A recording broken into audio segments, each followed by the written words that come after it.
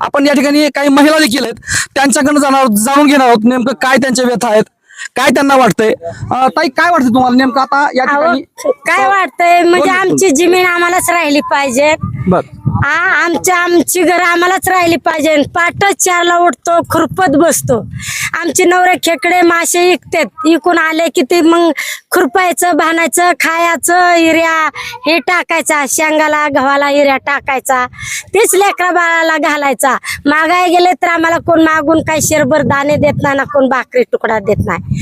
मग ते मग आम्हाला सरकार लोकांनी दिलेलं ना, मग ते आम्हालाच राहू दे ना. आमच्या रानामध्ये कोणी आलं नाही पाहिजे, आणि आले तर आमचे लेकर पण मरू आणि आम्ही पण मरू. काय वाटतं तुम्हाला नेमकं या ठिकाणी सौर ऊर्जा प्रकल्प शासनाचा म्हणजे प्रयत्न चालू आहे सौर ऊर्जा प्रकल्प करायचा, ही जमीन तुम्ही सोडणार आहेत? नाही सोडणार. आम्ही का आत्महत्याच करून घेणार. आमची जमीन गेल्यावर आम्ही रस्त्याला बसून आम्ही आत्महत्या करून घेणार ह्या जमिनीसाठी. आम्ही सोडायसाठी केली नाही. काय सांगाल शासनाला, काय तुम्ही विनंती कराल शासनाला? आता आमची विनंती असं, आमची जमीन आहे म्हणून आमची विनंती आहे शासनाला. आम्हाला आमची जमीन जावा नाही म्हणून आमची विनंती आहे.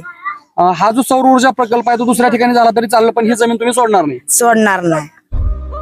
राज्यातील महत्त्वाच्या आणि आपल्या भागातील ताज्या बातम्या पाहण्यासाठी आजच आमच्या विश्व 24 न्यूज चॅनलला यूट्यूबवर सबस्क्राईब करा आणि बेल आयकॉन प्रेस करा.